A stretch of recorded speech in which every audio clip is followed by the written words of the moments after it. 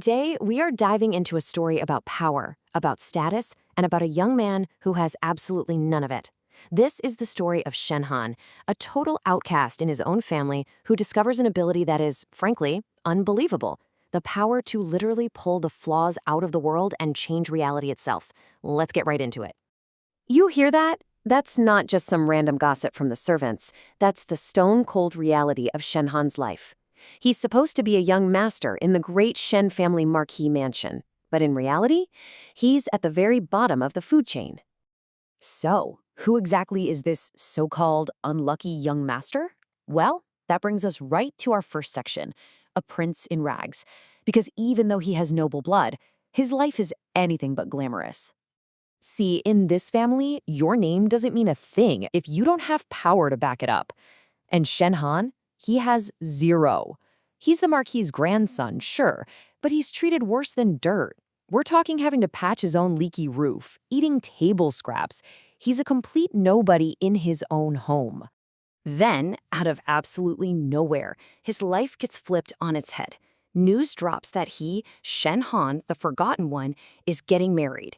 And not just to anyone, to Su Jinyu, a legendary genius swordswoman. But here's the real kicker. This marriage was never, ever meant for him. It's a mix-up that's about to put a massive target on his back. So while all this family drama is exploding around him, something else, something incredible is happening on the inside. And this, my friends, is the heart of the story. The reality extraction power.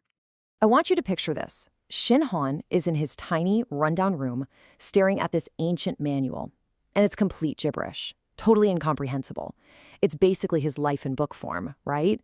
A path forward that's completely blocked, no hope. But then, something just clicks. As he's staring at these impossible characters, they start to shift, to flow directly into his mind. He's not just reading anymore. He's suddenly understanding something fundamental about how the world works. He's gained the ability to pull meaning, to pull reality right out of things. So what in the world is reality extraction? Well, it's just what it sounds like. It's this wild ability to see the world on a whole new level. He can perceive these concepts, these attributes, good and bad, and literally pull them out. See a crack in a cup? He can pull out the cracked attribute, and the cup becomes whole.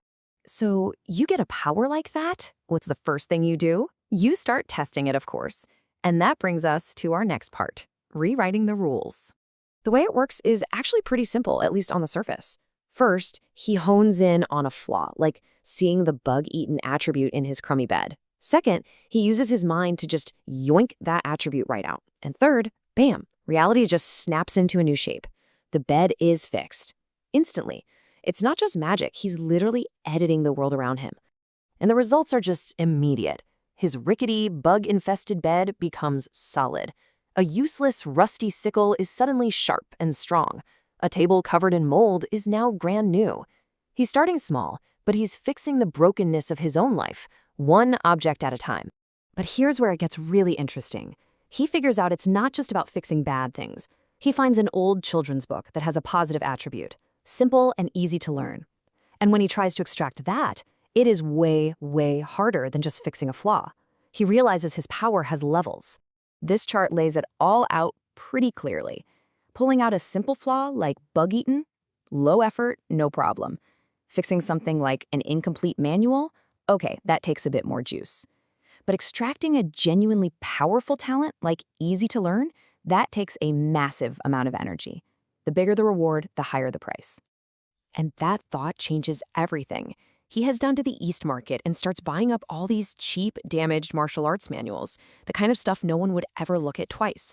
But Shen Han sees something else. He sees incomplete or flawed, and he doesn't see garbage. He sees potential, a puzzle he can now solve. But you know how these stories go. Just as our hero starts to figure things out, the world decides to push back. Hard. The tiny waves he's making are about to become a tsunami. Which brings us to our final section. A storm is brewing. You know, in this whole awful family, there's one small light in the darkness, a woman named Madame Yoon. She's the only one who shows him any kindness, sneaking him food when she can. But in this place, even that small act of decency is a crime. She gets punished just for helping him, showing just how dangerous his situation really is. And we quickly find out where that danger is coming from. The head of the family, the old dowager, is not happy about his engagement to the genius Su Jinyu. She doesn't see it as a good thing. She sees it as a problem that needs to be dealt with, permanently. And there it is, their solution. It is cold, it is simple, and it is absolutely vicious. They aren't just trying to annul the marriage. Their plan is to physically break him, to cripple Shen Han so badly that the Su family will have no choice but to back out. The stakes just went from bad to life or death. So why? Why are they so cruel? Well, it all goes back to his birth.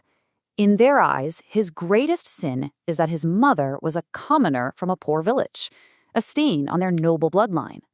They call him a child of misfortune, and his surprise engagement is messing up all the plans they had for their other, more important heirs. So let's be crystal clear about the forces against him. The leaders of his own family don't just dislike him. They don't just want him out of the way. They want him broken, erased from memory, and forgotten forever. He's a problem they are planning to solve with violence. And that just leaves us with one massive question, doesn't it? The world, his family, everyone sees Shen Han as broken, flawed, and incomplete. What they have no idea about is that he now has the power to fix any flaw, to complete any knowledge. They're plotting to destroy a boy who is just learning how to rewrite the very rules of their reality. What do you think's going to happen next? Hey guys, if you're enjoying the content, make sure to subscribe to the channel for regular updates. Your support really helps us grow. Next.